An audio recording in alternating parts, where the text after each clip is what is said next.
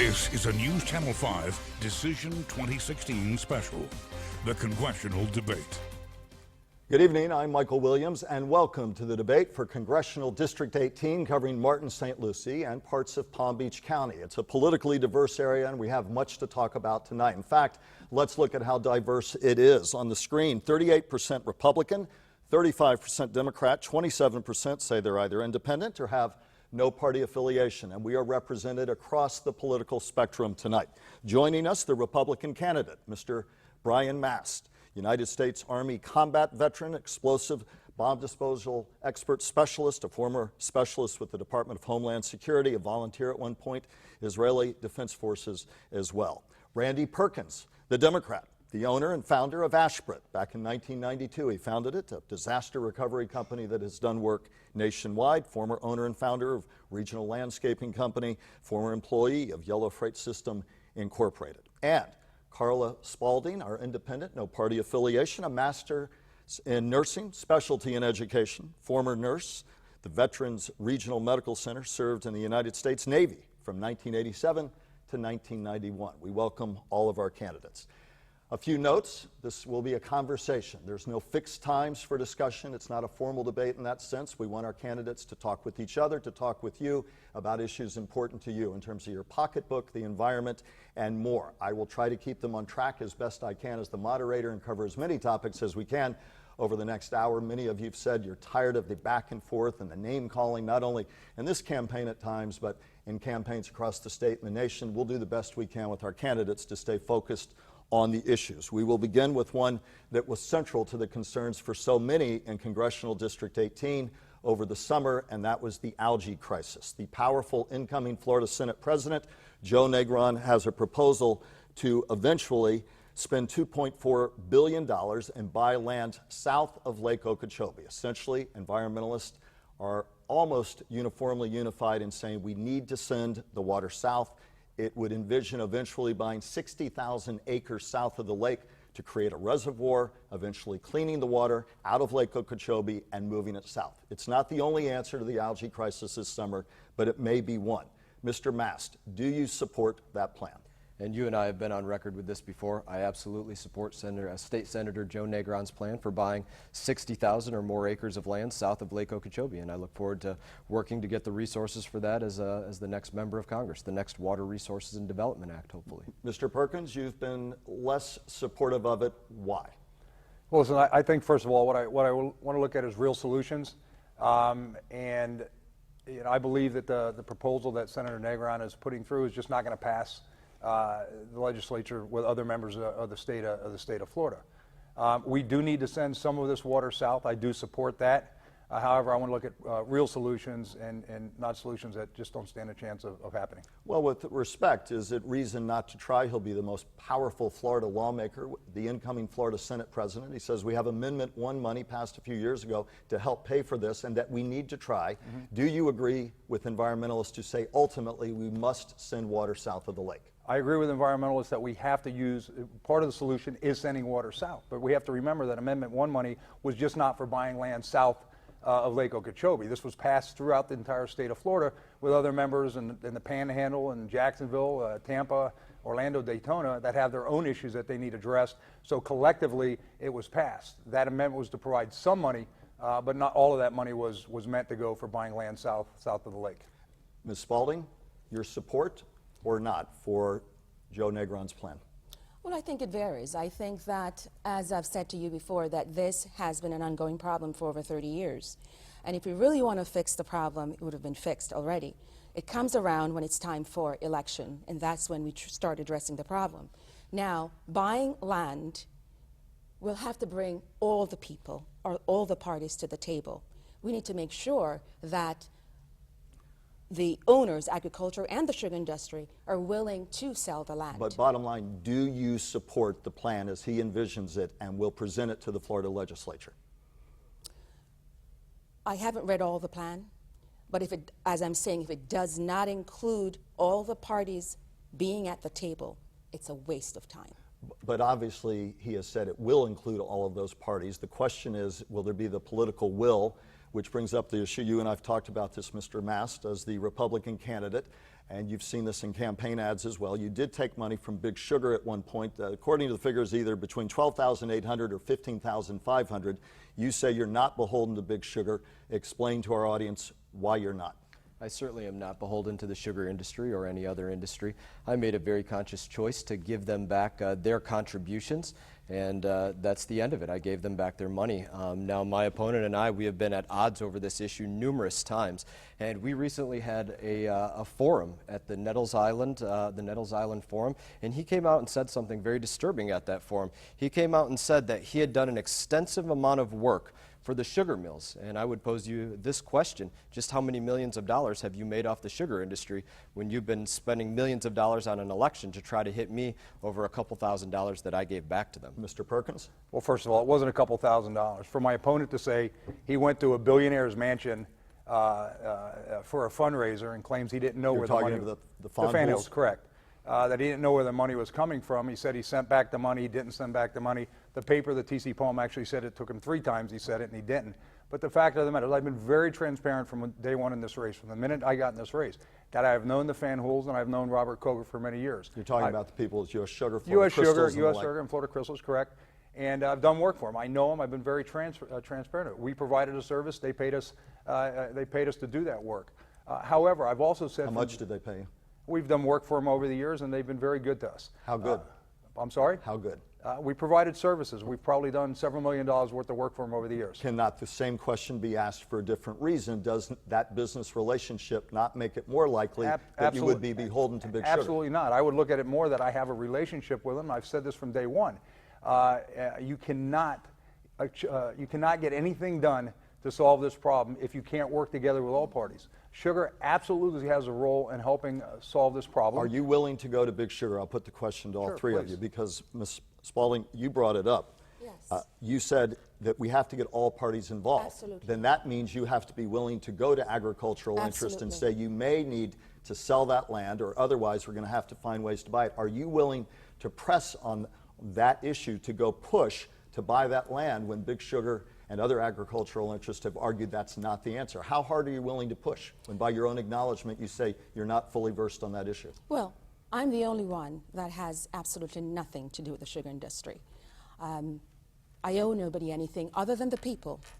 Now, yes, without, and I'll say it again, without them being involved, one way or the other, either they say, yes, we're willing to sell a portion of the land, or no. So in that way, we can make another decision. Are you willing to go to court should they say no? Eminent domain, some have suggested? Whatever it takes. Listen, we have a problem that's been going on for several years, decades.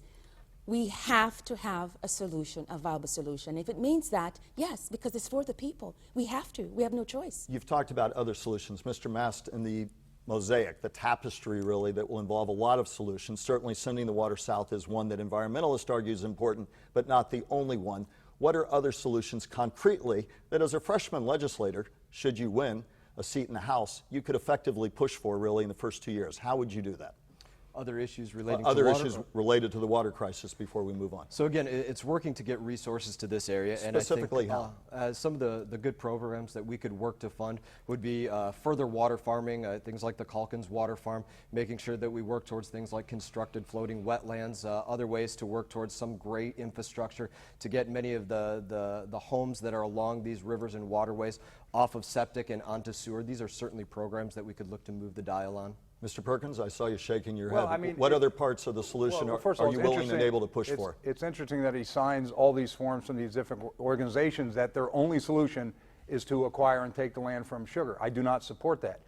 Let's go back to, we have tens of thousands of acres that we already own north of the lake. We need to utilize those projects, reservoirs, water farming, water storage projects. We have secondary runoff in this district that doesn't even have anything to do with water coming from the lake. We have to utilize the necessary land south for these projects that we talk about of potentially constructing on agricultural land. But if agriculture was to hand over 100,000 acres tomorrow, hypothetically, and then we had a magic wand and we constructed all the projects that you need to do on those projects overnight, you still have to finish the countless projects that we have on the table projects that aren't even approved yet that still need to be funded because you have to convey the water to get there to begin with. So it's a multiple prong approach, and this one-stop solution that sugar is their land is the only avenue is just not correct. It's not going to get anything done. Briefly, national candidates and frankly the national media was criticized for not bringing up a topic that's of paramount interest to Florida, and that's climate change. Do you believe that man is involved in helping create climate change? First, you, Mr. Perkins, and how do you tackle that? Listen, I clearly believe that we have climate change and global warming issues. You know, I spent a lot of time in the water. Do you believe man's involved in helping create that? I'm sorry? Do you believe part of that is man-made climate change? Sure. I think that there's issues going on not only all around the world that's contributing to this problem. It's clear. I mean, science backs that up. Ms. Spalding? I would have to say that it depends. We'll have to do the research. What research has been done? If research has shown that it's man because of man, then we'll have to do more research into that, because I have no proof myself to know that it is because we're causing it. So right now you're skeptical about whether there's a man-made component to climate change. Correct. I would Mr. have Mast? to do more. I am a firm believer in that anthropogenic climate change exists, and I would encourage Ms. Spalding to look at some of the dendrionic research surrounding that. That's basically the tree ring data that says, you know, if a tree ring is this large, then it means there was more carbon dioxide soaked up by that tree, ultimately inferring how much carbon dioxide is in the atmosphere. That's one of the things that they use. So I would encourage you to check out that sort of research. Yeah, but they're talking about man-made. And anthropogenic climate change means man-made climate change. So. Let me ask you, all three of you, correct me if I'm wrong, on All Aboard Florida, the transit system that would move Miami to West Palm Beach, no stops on the Treasure Coast to Orlando, all of you are in opposition to that, is that correct? That is correct. That's correct. And briefly, why? Look, I don't think you can allow All Aboard Florida to disrupt whether it's the quality of life or the safety of life throughout the Treasure Coast, and that's why I'm staunchly opposed to it. And yet, just a moment ago, on a huge issue that you said you believe in, climate change, certainly you can argue in a state of nearly 20 million people with more to come that mass transit will have to be one of the answers to getting vehicles, perhaps millions over the years, off the road and dealing with climate change. So where is the leadership saying, on the one hand, I believe in man-made climate change, but on the other hand, at least one possible solution to deal with it, I don't support? And I wouldn't look at mass transit from Miami to Orlando as the solution to man-made climate change. No, but every community, think globally, act locally. Every community has a role in that. So speak to the dichotomy there of a decision on the one hand saying I believe in it, but a mass transit option, I don't. I don't look at that as the mass transit option, the high-speed train that's meant to deliver people from the south all the way to Orlando. I don't look at that as being the type of program that's meant to eliminate that many cars from the roadway. And another thing that we should point out with All Aboard Florida is that it's not just about mass transit on the highway. It's about greatly about increased freight across the breadth of Florida and across the Treasure Coast. And it's that I think most of us have been in a lot of agreement on, to say that we should be very concerned about what that freight is that's going through the Treasure Coast. Ms. Spalding, comment? With All Aboard Florida, from the research that I've done, it shows that pretty much all the way up to West Palm Beach is pretty much a done deal. We can say all we want to say, but we know that it is. Moving forward, as a community, we can do all we can to try to stop it, fight it, but we have to figure out what are we going to do if it does occur. I want to move on to a different topic area now, something that has been very much in the news of late, and we'll begin with you, Mr. Perkins, as the Democratic candidate here. The Affordable Care Act, otherwise known as Obamacare. In Florida alone, as I pull the numbers, they're looking at 19% increases for those under the Affordable Care Act, what they will pay in premiums. Private insurers are jumping out of the program, saying it is not cost effective for them, and that they simply cannot afford to be part of this. In other states, you're looking at premiums even higher than that. As the Democratic candidate here, do you, first in the main, then we'll get into the details, do you support the Affordable Care Act? Well, first of all, I support the fact that it provided insurance for millions of Americans with family and loved ones with pre-existing conditions. It provided millions of Americans who didn't have insurance. It allowed our younger generation to stay on their parents' insurance up to the age 26. There was also provisions that some of them could stay through their companies up to the age of 30. What I do support is taking the things that are working in it and keeping those in place and strengthening those. What do we change then in Obamacare? we have to look at the things that aren't working. There are clearly numerous things in Obamacare, the Affordable Care Act, that aren't working and to be fixed. Chief among them? Well, listen, obviously the exchanges are leaving our states. The rates are going up substantially. Companies like mine, our insurance rates have gone up 32% in the last 2 years. But what we have to do is that we have to understand that companies with employees of 50 or less are not required to do this anyways.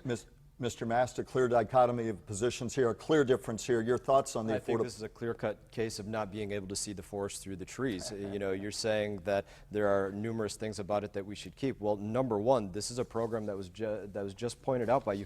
In Florida, the price alone for the average American is going up 25%. The price for Floridians, 19%. At its peak for Floridians, 36%. Do you propose, Mr. Mast, that we scrap it? And if we do, Republicans keep saying repeal and replace, but with what? I propose that we scrap it, that we repeal it, that we replace it. Specifically I with do think what? we keep some of those provisions, like making sure that people have mental health care, people can stay on some of those plans for a little bit longer if they're in school, making sure that people with pre-existing conditions can find their way to some sort of risk pool to make sure that they do still find coverage.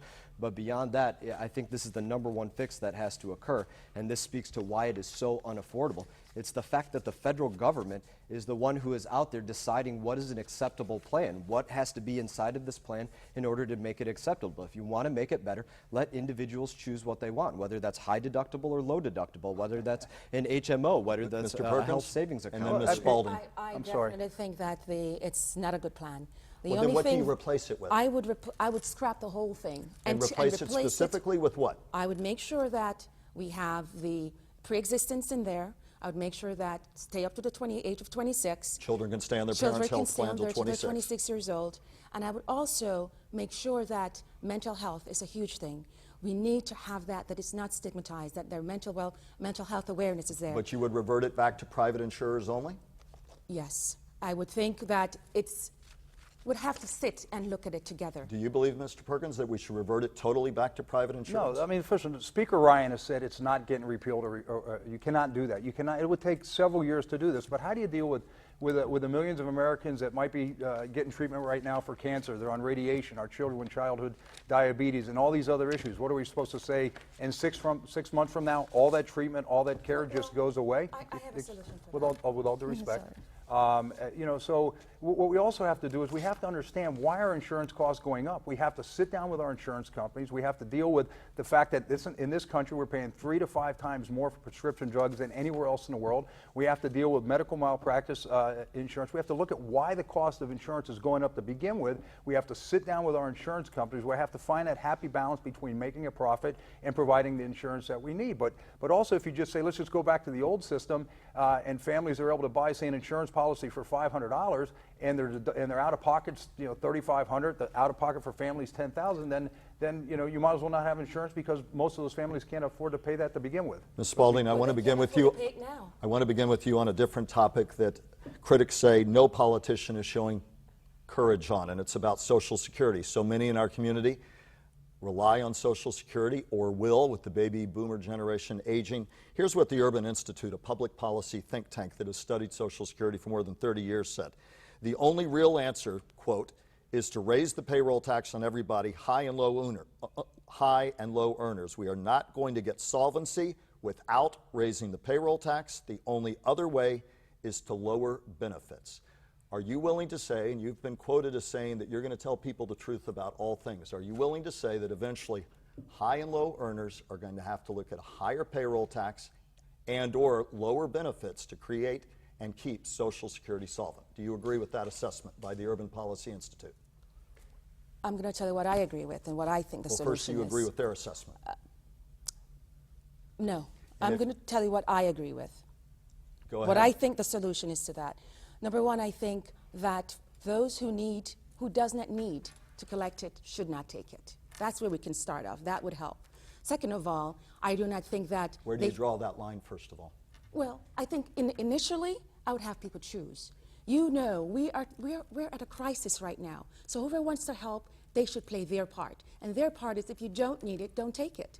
And second of all, Congress needs to recognize they cannot keep borrowing money or spending money that's set aside for the Social Security. That's number two. But the Policy Institute, and you did not specifically answer the question, they've been studying this 30 years. They say no politicians are willing to acknowledge that the trust fund will run out of money by 2034, It will. and that unless we raise the payroll tax and or create a combination of benefit cuts, we're simply not going to get there. And you hear very few, if any, political leaders saying, I agree, that's the tough solution. And if that's the case, then how are you any different as a candidate? And I'll put the same question to these gentlemen on the other side of the break. How are you any different than the other candidates who've kicked this down the road? Well, because I think, listen, if they could come together and sit, they truly can, just like I mentioned, if they can stop borrowing from the Social Security, put places, listen, it is set up right now as a pyramid, the Social Security. That's a scheme. How yes, so?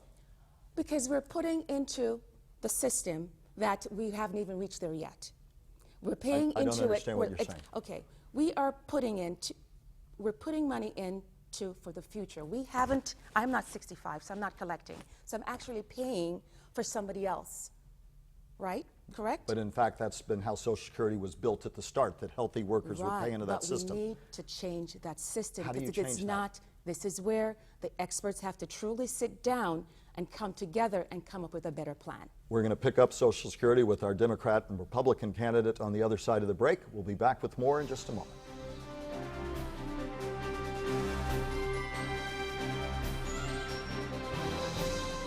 Yet another innovation only at a Sleep Number store.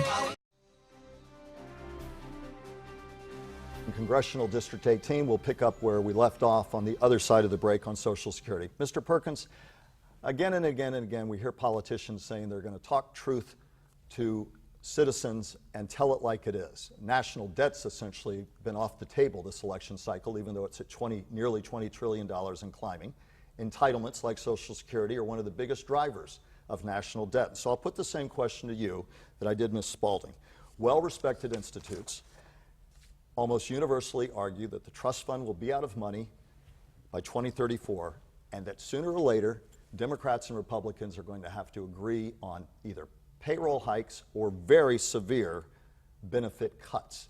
Do you agree that we're going to have a combination of tax hikes, essentially, payroll tax hikes, and or benefit cuts to create solvency for Social Security that a burgeoning group of baby boomers will soon need? I'm not talking about current retirees, but near or future retirees. First of all, cutting benefits is not an option to me. So I do agree and support the plan of increasing the percentage that we take out of the employer's check, and also that the employer has to match. So you do agree with the tax hike for employees and employers? You can call it a tax hike. Well, it's a payroll tax hike. Well, I'm going to answer the question. Well, so yes. it is a payroll. It's a tax coming out of your payroll, but that's a trust fund. That is going into your future. That's your bank account for when you retire. So yes, it's coming out of your check, but we can do this probably with about a 1%, 1.25% increase, and that comes from the employer and the employee. You've talked about raising benefits for retirees. Absolutely. How do you do that when you already have a Social Security trust fund that's running out of money? Well, listen, we have to look at our seniors are struggling in this country, in this district, and across the United States. We're supporting them. We're supporting our seniors with a SNAP food stamp program at $125 a month. This is costing our country billions of dollars over the year. So we're either going to pay it over here, or we're going to provide our seniors right now with an increase in their Social Security benefit now. But where's the tough dialogue with the public? Studies show that a couple making, say, $45,000 apiece, had they retired in 2010, would have put about $622,000 into Social Security from their payroll taxes, but will draw out, if they live a normal lifespan, $922,000. Where does the tough talk begin, where instead of promising everything, you tell people, we're going to have to tighten our belts, we may have to cut back, and raise taxes as well? Are you willing to say that to people? You're talking about benefit increases at a time when the trust fund's set to run out of money. We're talking about benefit increases, Michael, to our most needy populations in this country, our seniors. And we have, their increases in their Social Security benefits are tied to an antiquated system, our CPI, that is not real with the increases of milk, groceries, and other things essential. But we have lots of waste, fraud, and abuse in this country. We've got Medicare fraud that's costing this country billions and billions of dollars. So I think collectively as a Congress, we have to make tough decisions, and we need to fund an increase for our seniors today. It's something we must do. Randy brought up a very important point Well, here, and he talks about the cost of living increase for people to go to Publix, for people to pay their bills. He's been on record as saying over and over and over again that we need to print more money for this, print more money for that. And he obviously, as I've said before, doesn't understand the economics of inflation, that printing more money is what drives the cost up for those people on fixed incomes. Okay, so but given that, let's I put the question to you as well, because you haven't answered it yet. I've outlined what the challenges are, and Republicans have kicked the can down the street as well. So how are you going to be any different on Capitol Hill unless... So the proposal, a 1% increase to the 7.65% payroll tax on both sides, the employer-employee. I don't agree with that tax hike. I think You don't want to see any tax hike? I do not want to see a tax hike Even there. though the experts say you're going to have that? I believe the solution has to be economic growth. And economic growth, every 1 percentage point of economic growth is hundreds of billions of dollars to our economy. But that's been said for the last 30, 40 years, and the trust fund's continuing to run out of money. How is that a courageous stand? How is it politics different instead of politics as usual? Well, it's making sure that we do undertake policies that have economic growth. I'll give you one other important statistic right now. The federal budget was $1.8 trillion in 2000. Today, the federal budget is nearly $4 trillion. So when we have people in Washington, D.C. telling us that there are not other places that we can cut, I think that that is one of the most false statements that anybody could possibly put out there. There are a lot of places that we can cut in order to grow our economy and make sure that these programs are strengthened. Go ahead, Mr. Perkins. It's briefly. very interesting that my opponent wants to lecture me on the economy when I've created thousands of jobs across this country. I built a very successful business. I know what it's like to actually make payroll. I know what these deductions actually look like because I've done them over the years. I've developed small businesses, women-owned businesses. We've been recognized at the highest level from our government for our support and mentoring programs with service-disabled veteran companies.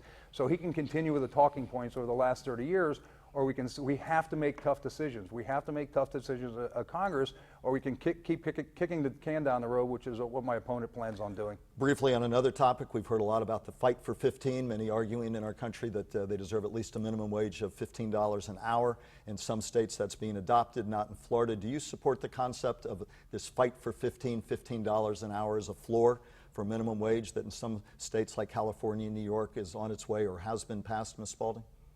I do support the minimum wage to be raised, definitely. To that amount? The federal minimum right now is $7.25. In Florida, it's $8.05. Employers are going to argue if we have to raise the minimum wage, we may not be able to have as many people aboard working for our firms. Well, so that what do is you my say to the concern. employers says that worries me? That is a concern. I can tell you right now. Even recently I saw an ad for a registered nurse for $16 an hour. And that's with a nurse manager with a bachelor's degree. So if they have a choice to hire someone that has a degree with someone versus who just finished high school to pay that amount of money, they will choose to hire someone with a degree. What do you say to the that. employer who says, I won't be able to afford to have as many workers if I have to pay, let's say, $15 an hour wage? What do you say specifically to that employer on the Treasure Coast or in the Palm Beaches?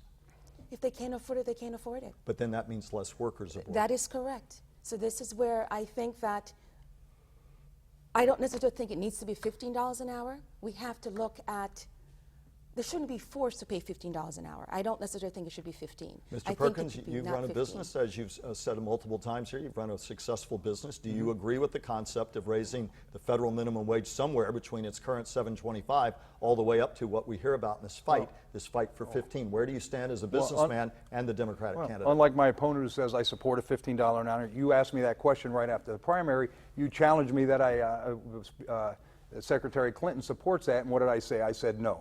I said we have to look at that on a geographic basis. That's working with Republicans and Democratic members all throughout this country, and we have to look at, we can't solve one problem with a mandatory increase in minimum wage. We have to look at what the impact it's going to do on our small business. We don't want to solve one problem and create another problem on the other side. In fairness, you're saying you want to do more research, but do you fundamentally support an increase in the minimum wage? Again, geographically, that might be to $9, $10, $11. What I support is livable wages. I want to focus on livable wages in this country. Do you think in Florida your would-be constituents have enough of a livable wage? And in this community, for your constituents who you're talking to now, would you support an increase? Now, keeping in mind that the Florida minimum is above the federal minimum Correct. wage, but do you want and support an increase in the federal minimum wage in Florida for your constituents? I do support or would-be constituents. Hopefully my constituents.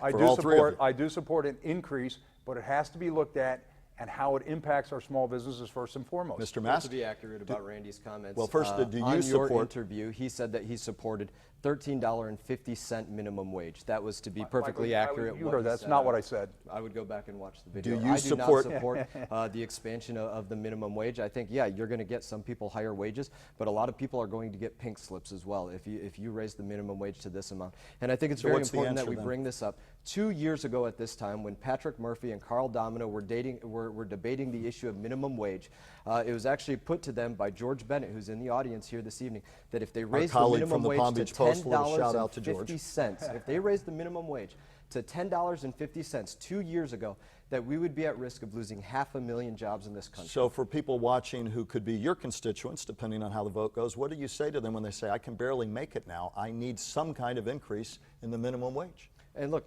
I've been in that place as well. So what do where- you say where to we them had tighten specifically? when we had to tighten the buckle and make sure that there was a point in my life where my wife and I were eating eggs and potatoes nearly every single meal for dinner, and I was taking bananas to work. I know what it's like to have to tighten the belt in order to buckle down. I can tell you that military privates don't make that much money, and they work essentially 24 hours a day. I want to move things along Mike, briefly. But this is important. My opponent wants to go park himself in Congress over the next 30 years, taking in $180,000 a year, whatever the number is. So it's interesting to say that he wants to make decisions that are not going to impact him and his family. But the bottom line is we have to deal with looking at minimum wage responsibly without causing problems for our small business and livable wages. Because if we don't, we're spending billions of dollars over here as a government supporting programs, food stamps, other entitlement programs, because our families cannot live. So we're either paying for it over here or we're solving the problem over here. Want to turn to it. Want to turn to it. You don't have to be Well, a you know, CEO to figure out here my that opponent goes 25% hikes in the Affordable Care Act. he Briefly, goes- one at a time, and $50 briefly. increased You, Mr. tax. Mast, first, I was briefly. just saying, I don't need to be a CEO of a company to understand that 25% hikes in the Affordable Care Act, that a $15 an hour minimum wage, that tax hikes, that printing more money is going to destroy jobs and destroy this I'm economy. glad Final the comment on Republican this Party. topic. I'm glad the Republican Party sent him his talking points again. The fact of the matter is, he's going to lecture me on jobs, economy, job creations, tough decisions that you have to make in small businesses or business of any size. I don't think so. I know more about business, economy, banking than he'll learn in the next 30 years. I want to turn to another topic. Immigration. I want to turn to another topic. Immigration. It's been a hot button. The leader, the Republican nominee, Donald Trump's talked about building a wall along the Mexican border. It remains a hot button issue throughout this country. Any one of you could be called on, if Mr. Trump were to win the election, to have a vote on building that wall. Do you support building that wall that by some estimates could cost $15 to $25 billion along our southern border, as Mr. Trump proposes? First, And you, and Mr. I Mast. have been on record of talking about Speak this. to speak certainly. to it now. And I would be a proponent for making sure that we do find ways to secure that southern border. It could be Including a physical building a barrier, wall. Could be a physical barrier like a wall. If it does, as I tell people, I think it should also have a wide gate because we are a nation of immigrants. There are other things that we need to do, but we need to look at why. And I'll give you this very brief synopsis of this. I have a number of friends that are still in special operations. One of my close friends in Special Forces just returned from a 6-month deployment to South and Central America, where during their 6 month they apprehended no less than half a dozen individuals from the Middle East trying to use traditional drug routes to gain access to the United States of America in order to conduct acts of terrorism. That is the threats that we're defending. Here's what former Florida governor and GOP presidential candidate at one point, Jeb Bush, said. He said, the cost of such a wall is extraordinary. The terrain makes it impossible. It's a great soundbite, but not defensible in terms of a practical policy. And yet immigration and concern about secure borders is important. Your response to that from somebody who ran the state at the executive level for 8 years? I don't see securing our border as impossible at all. He talked about the cost A wall of it. is part of it. Beyond that, we have aerial assets such as drones. We have increased boots on the ground with our Border Patrol. There are a number of things that need to be put in place Ms. in order Spalding, to accomplish if this. you were to win an election, that both Democrats and Republicans might be coming to you for a crucial vote on this. Do you support building a wall as Donald Trump Well, I'm envisions going to it? answer that question by telling you, first of all, I am an immigrant. And I can tell you this, that it takes anywhere from up to as much as 15 years to come to this country legally. So first, if we can start off by actually fixing that problem, the application process within our own country, that will help eliminate. Second, the wall will not solve the immigration problem, period. If we're going to spend $25 billion, employ our own people to the Border Patrol. Increase that. I think that would make more sense. That would put income into our own people instead of just the wall. Mr. Perkins, do you support a pathway to citizenship for some 11 million people by estimates who are here illegally but would like to have a chance to integrate into American society. Bottom line, do you support a pathway to citizenship? Well, first let me answer the question that you asked my opponent who didn't Sure. answer. No, I don't support building a wall. It's not practical. It's never going to happen. You've got environmental issues. You've got land issues. You got which side of the wall do you put like with the river you put the wall. It's never going to happen. What I support is practical solutions. We need to secure our borders and we need to enforce our immigration laws clearly, first and foremost. And yes, I do support a path to citizenship. I do not support a pathway to citizenship. Why not? I do look. I think if somebody's first venture into this country is one that is breaking our laws, that does not bode well for granting somebody citizenship to this country. I am open to the conversation of a pathway to a legal work status for people here in the United States. Exceptions for children born of parents who came here illegally? Exceptions for them? Well, if for somebody, citizenship? If somebody is born here, even of children here, even of parents that are here illegally, they are still legal citizens of the United States of America, and that's not something that I would change how somebody becomes a citizen of this country. Ms. Spalding, pathway to citizenship, do you support it? I would definitely give them a way to contribute to the economy. I also think if a path of citizenship, Pathway to citizenship. not to citizenship, I think they need to earn their way just like we did. There are a lot of people who are in line for, like I said, 10, 15 years waiting, and I think they need to go through the process as well. There's been a contentious debate about allowing more Syrian refugees into the country. 10,000 were allowed in during this last year, roughly up through September. The Obama administration, the outgoing Obama administration, would like to see that number increased. It's been a contentious issue on the campaign trail. You both know that, as do you, Ms. Spalding. Mr. Perkins, do you support increasing the number of Syrian refugees coming into this country? You've heard the arguments from people like Mr. Trump who say we've got to stop until we get a better handle on who's coming in. Well, first of all, bottom line, do you support it? Then give me the nuance. Well, first of all, let me back to citizenship. I'm looking at a 7, 10, 12-year path to citizenship that has to be earned. But specifically to that question, we have laws in this country right now, whether it's 2.5 years, a vetting process that we have for your question, Syrian refugees. What I would go back to is I go back to our FBI, our intelligence officials, our military officials, and ask them, is that 2.5 years enough? Do we need to look at expanding that to 6 months or a year? I want to keep this country safe, clearly, first and foremost. But we also have to look at the children, whether it was a young boy on the beach or that young boy in the ambulance from the building that was bombed. And I would absolutely support a way to open our arms in this country for young children from around the world, including Syrian refugees, to come into this country with open arms. Mr. Mast. For several reasons, I don't support bringing in Syrian refugees into this country. It's been a big part of the conversation that there will be terrorists embedded into these groups. Beyond that, I think you have to look at reconstruction of Syria. And when we're looking to do something humanitarian for the people of Syria, I think it's important to realize that the most humanitarian thing that we can do for them is to give them a country that they don't have to flee. That is the best thing that we can do, because 10,000 refugees is really a drop in the bucket compared to the millions of refugees that are actually displaced. And if you allow every person that you consider to be moderate in that country, a moderate Muslim, somebody that you wouldn't mind, that you don't think is party to radical Islamic jihadist terrorism, if you allow all those individuals to leave that country, then who do you reconstruct around? We have more to talk about. I want to ask each of you briefly before we go to break. My colleague Isadora Rangel from TC Palm.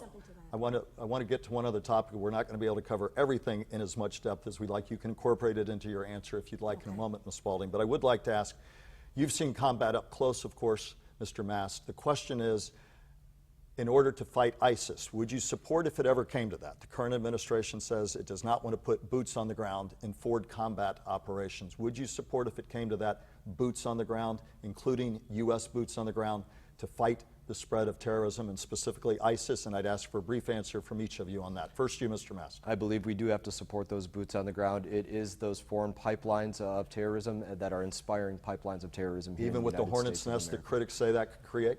Well, we have to answer, how did that hornet's nest come to be? They could have been defeated at the time of the Arab Spring when President Obama was calling them the JV team. If we allow them to grow and expand further, this is going to become an even bigger problem. Brief answer, same topic. Ms. Spalding. Yes, I do believe we can put boots on the ground. I think we need to have in combat operations. Navy SEALs. I think we need our sharpshooters to get in, get the job done, leave some behind to make sure it's done. But I also want to talk, now I want to talk about, this is important briefly, with the Syrian. We can take other people in this country, yet we have our veterans that are homeless on the street. I have a problem with that. We think we need to take care of our own veterans that now we're talking about sending them to war to come back to PTSD and homelessness. That will not happen as long as I'm there. And we'll pick up that topic a bit on the other side of the break. Mr. Perkins, the same question about this concept of boots on the ground. The current administration says no way. Hillary Clinton suggests no, let others like the Kurds lead that battle while we are in a support position. Your take?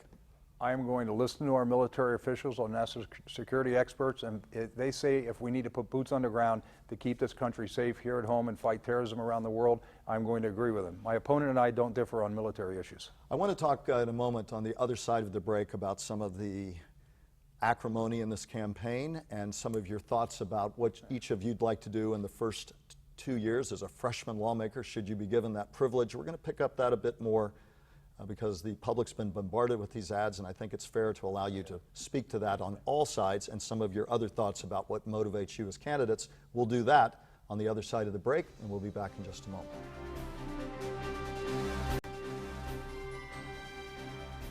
Back now with our candidates in the race for Congressional District 18, covering Martin, St. Lucie, parts of Palm Beach County.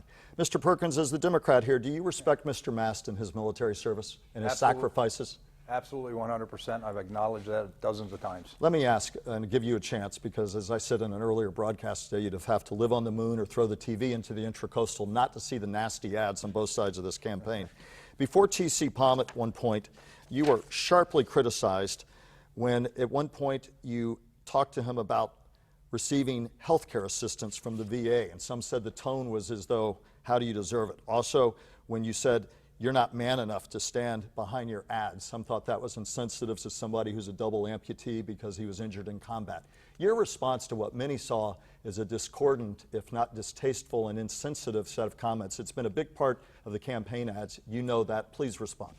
Well, first of all, that's not what I said. I was not begrudging Brian and any other veteran of the healthcare services and the things that they deserve and have earned for defending this country. What I was simply saying, it's not only about our veterans, it's also about our first responders, our firefighters, our paramedics, our law enforcement personnel, but it's all of our families and everybody in this country who deserve the same access to adequate medical insurance in this country, especially for mental health issues, especially for families with children and loved ones with autism and other special needs. It's across the board about what's fair and balanced for everybody in this country. Do you apologize here and now to Mr. Mast if he took the comments the wrong way or felt they were insensitive? Do you apologize to him on this debate stage? Well, first of all, if he took him that way, which that's not what I was intended, but I would apologize to all veterans if that's what they thought. Mr. Mast, absolutely. Do you accept the apology? If he wants to say he apologizes, I accept that, but I think it is naive to think that that is not what he meant. You failed to bring up one of the other comments that he made. It was his closing remark at that editorial board where he very argumentatively said, what about military service qualifies anybody to run for office? And I made a point to answer that question last time, that above all, it's our sense of duty to America that we're willing to place our life above anything else, political divide or political, Mr. Perkins? anything else. It's interesting how he wants to talk to me about attacks when right now, as we sit here today, the Republican Party and his outside special interest in super PACs have spent $8.4 million attacking me, attacking my company, and attacking my credibility to that extent. The fact of the matter is, and by the way, several of my competitors, including one where he had a major fundraiser out on Monday night in Davie at his multi-million-dollar mansion, have given the RNCC over $1 million to attack me. Let me ask you this. I want to ask, again, there's been enough of the nastiness to go around on all sides. I want to put a question to you, Mr. Mast. I also want to get to Ms. Spalding because I know veterans are near and dear to your heart and mental health as well, and I want to give each of you a chance to close. But Mr. Mast, you've been criticized in ads for supporting Donald Trump. You've heard about the allegations involving women, the comments about minorities, the list goes on and on. You're a military man. Early on in the campaign, he said he liked people who weren't captured, a reference to John McCain, who heroically endured 6.5 years as a POW.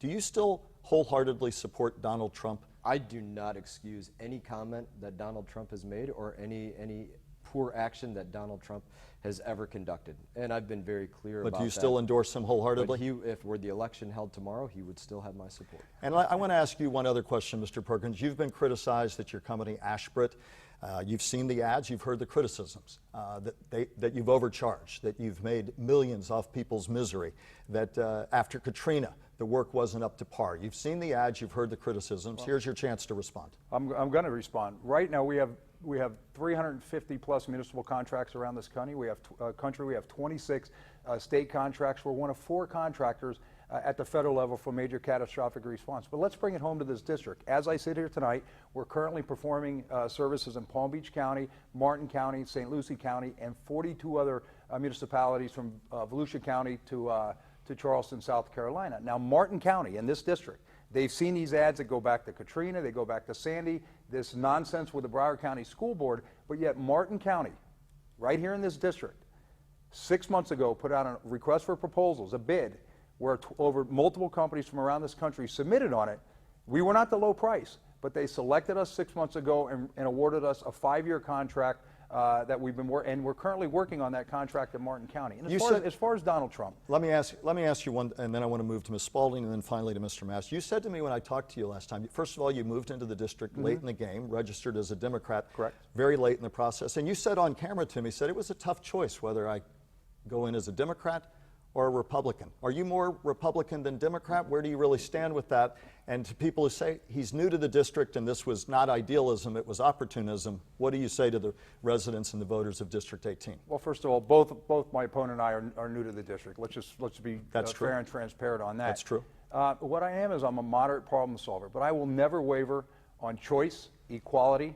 I will always defend Planned Parenthood. My opponent wants to deny a woman her right to choose. He wants to go backwards on equality.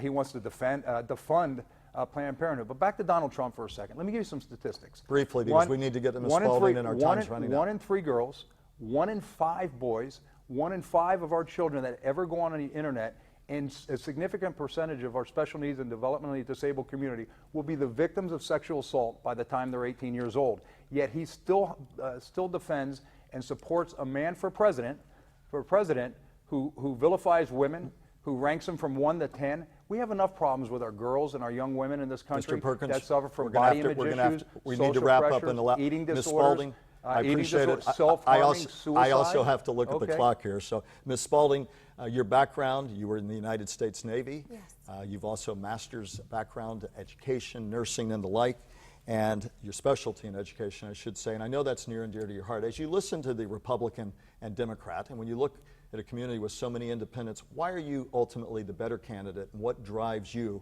and what should drive voters to say you're the choice over the Republican or Democrat here? Relatively briefly, but let's give you a little time to expand on that.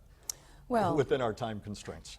without a matter of a doubt, I owe no one anything other than the people. I'm not backed by the Republicans, not backed by the Democrats, or no special interests. What would be the chief issue that would motivate you in Congress?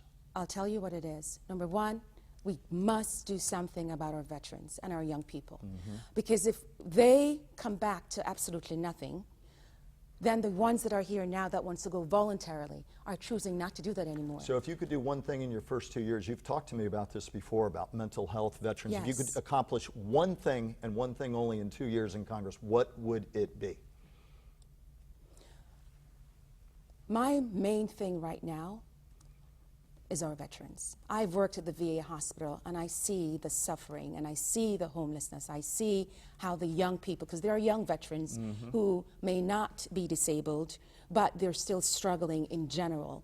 And we have to take a look at that. We can't keep bringing in other people without looking at our own people first and taking care of them. Mr. Mast, at the end of the day, in a tough race, what do you say to people, and what do you say to Mr. Perkins and Ms. Spalding about the tone and tenor, and what do all of you say to your constituents about how you're going to work with others when a campaign like this has been so tough? And ultimately, what's your reason why you think you're best capable of serving District 18? You know, above all, it's something very ideological. It's that I care. It's that I've always cared about this community, about this country, about the people across the breadth of this country. I care enough to give everything, to include the last beat of my heart for this place. And if there's one thing, and only one thing, you could accomplish in 2 years, as a freshman legislator, that may even be optimistic, but if you were to win, what would be the one thing you'd want to end 2 years and say, I did that in Congress? To give you one local and one national, it would be nationally, certainly reform of the Department of Veterans Affairs, making sure that my peers from World War II, Korea, Vietnam, the Gulf War, that they have access to anytime, anywhere care, and locally, making sure that I'm on the right side of fighting for our water issues. Same question to you. If you could achieve one thing in those 2 years, we have 30 seconds, Mr. Perkins. Well, first of all, you have to be able to work together, and I've proven that at a very high level successfully in business. Unlike my opponent, who calls Democrats evil, calls say they need to be exterminated in Congress. But what I want to work on, by default, you have me in business. I understand business and the environment, with all due respect, better than my opponents do. But I really care deeply about mental health issues in this country. Early childhood intervention of anxiety and depression. The opioid epidemic that's destroying the very fabric of this country that we live in. Thank you. And I apologize to all of you. The clock waits for no one. We thank you, Mr. Mast, Ms. Spalding, Mr. Perkins. There's no bigger obligation than to be involved in our democracy. All three of you are doing that as candidates. You had some of your family and friends. They may applaud now. And of course, do your part and get out and vote. It's the greatest privilege any of us can exercise. You can applaud your candidates now. We thank you so much for joining us to give you a little bit more of the flavor for the candidates in this Congressional District 18 race. Again, I'm Michael Williams with WPTV News Channel 5. Thank you for listening to them. Thank you for joining us. We wish all of you a great evening and a great weekend.